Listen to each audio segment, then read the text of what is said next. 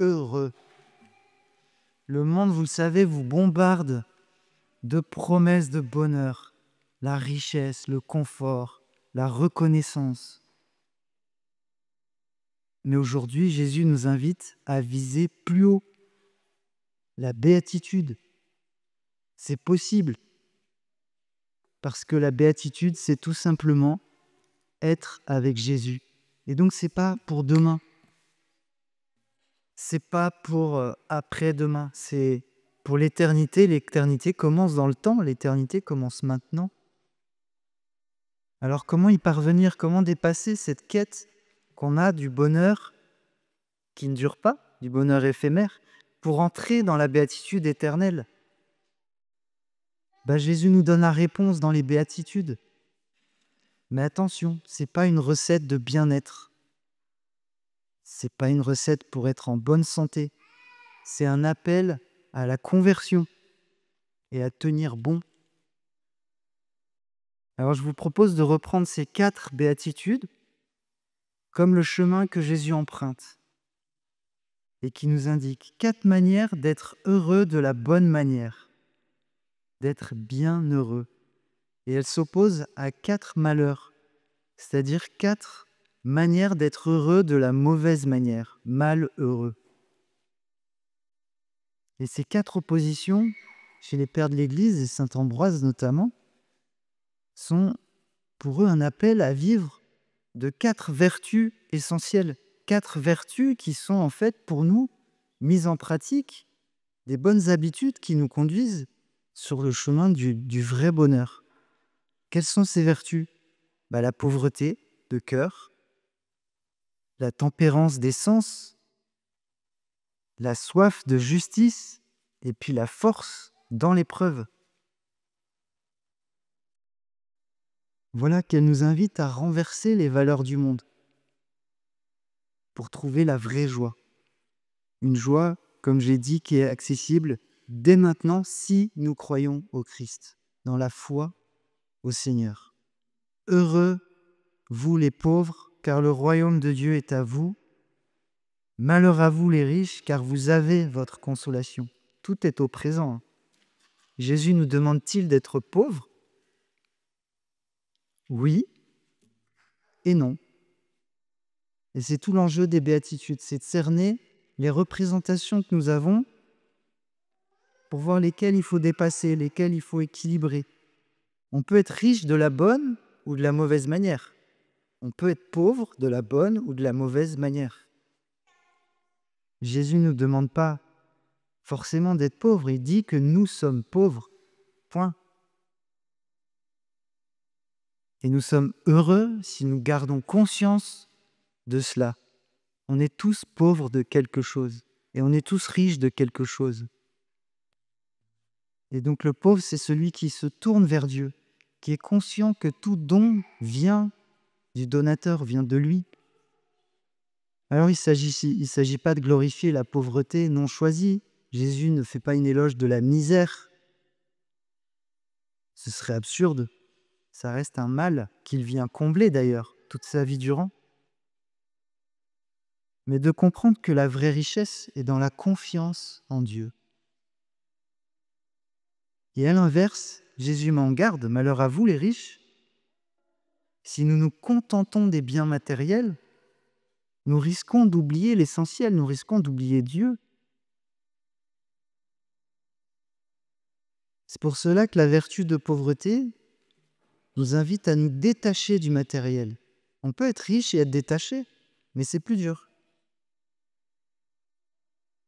Et donc Jésus nous montre l'exemple. Saint Paul nous le dit bien, lui qui est riche, il s'est fait pauvre à cause de vous, pour que vous deveniez riche de sa pauvreté. Et de fait, on comprend alors, oui, qu'il y a une joie à être pauvre, mais une pauvreté choisie, volontaire. Quand on a réalisé qu'elle est en fait un moyen assumé pour renforcer cette confiance en Dieu, pour renforcer notre relation avec lui. Là est notre vraie richesse. Et Jésus poursuit. Heureux, vous qui avez faim maintenant, vous serez rassasiés. Mais malheur à vous qui êtes repus, car vous aurez faim. Jésus nous demande-t-il de mourir de faim? Bon, vous l'aurez compris. Non. Il nous demande de ne pas oublier celui qui donne toute nourriture à travers sa création. Jésus, quand il fait les miracles, la multiplication des pains, il nourrit les foules. Mais c'est toujours pour nous inviter à aller plus loin, à voir le donateur, à voir que c'est lui qui est la vraie vie. Donc cette faim dont il parle n'est pas seulement celle du corps, c'est une faim de justice, de vérité, une faim de sainteté, une faim de Dieu. Quand Jésus nourrit les foules, crie sa soif, c'est toujours pour faire signe d'un au-delà, que Dieu donne la vie, que Dieu a soif de justice, que Dieu a soif que nous ayons la vie éternelle. Et donc ceux qui sont repus dans le monde, c'est ceux qui sont satisfaits, qui ne cherchent pas plus et qui risquent d'oublier l'essentiel, qui n'éprouvent plus le besoin de chercher Dieu en fait, parce qu'ils pensent déjà avoir tout.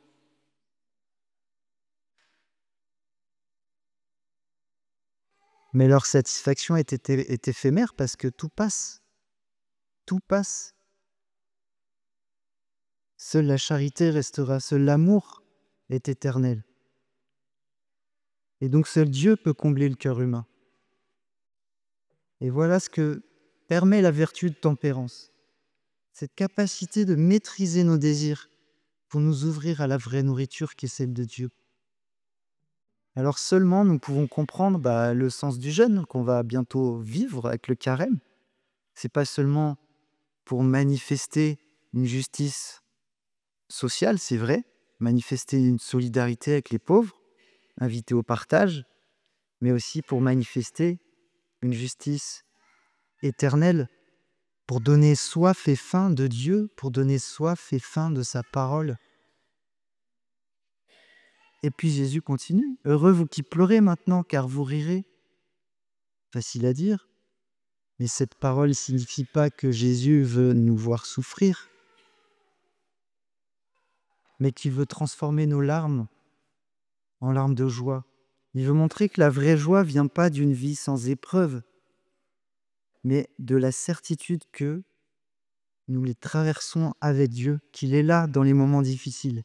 Jésus lui-même a pleuré à Jérusalem, le tombeau, quand son ami Lazare est mort. Il assume pleinement la souffrance humaine. En revanche, il avertit ceux qui rient aujourd'hui sans se soucier du lendemain. Malheur à vous qui riez maintenant, car vous serez dans le deuil et les larmes. Ça veut dire ceux qui sont dans l'insouciance, ceux qui ont oublié de voir la souffrance autour d'eux, ceux qui sont satisfaits de leur petit bonheur perso et qui oublient de pleurer avec ceux qui pleurent. Et c'est ça la vertu de justice, c'est cette capacité de compatir à la douleur d'autrui, de nous ouvrir à la vraie joie qui est aussi une joie de compassion.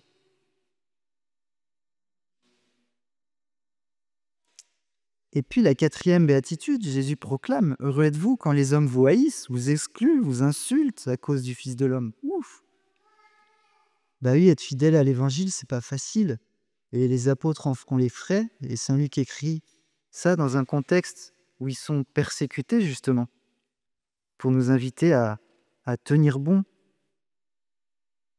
Mais Jésus met en garde contre une sorte de recherche de popularité, les faux prophètes. Malheur à vous quand tous les hommes disent du bien de vous. La flatterie, vous voyez. Ça ne signifie pas que on doit chercher à être détesté,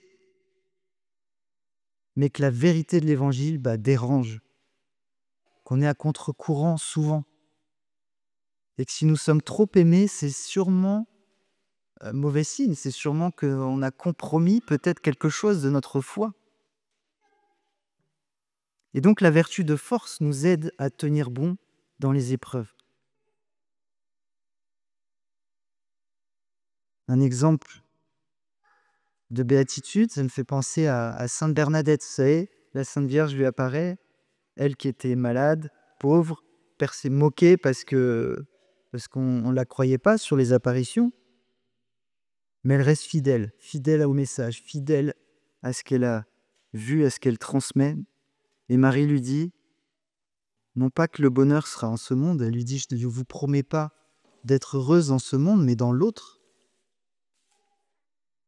Alors est-ce que Karl Marx avait raison? Est-ce que la religion, ce serait l'opium du peuple, une illusion pour supporter la souffrance dans ce monde? Non, parce que saint Paul nous le dit, si vous ne croyez pas en la résurrection, vaine est votre foi.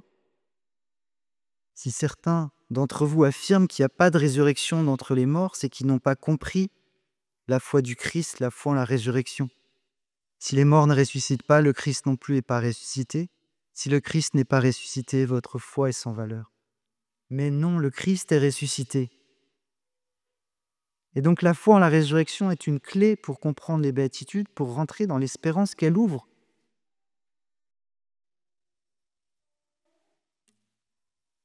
Voilà le chemin des béatitudes, un chemin qui passe par la pauvreté, par la tempérance, par la justice, par la force, et qui nous conduisent, qui sont un moyen en fait de nous conduire à plus de paix, à plus de joie, à l'union avec le Christ, à une confiance renouvelée. Alors quel chemin allons-nous choisir? Est-ce que nous avons peur de devenir pauvres, assoiffés, affligés, persécutés pour le Christ? Alors que c'est là que vient toute joie. Les béatitudes ne sont pas une morale inaccessible. Si le Christ descend dans la plaine, c'est justement pour que ce lieu soit accessible à tous. C'est justement pour que tout le monde ait accès à ce message. Et donc les béatitudes nous invitent à faire comme Marie, de notre vie un magnificat.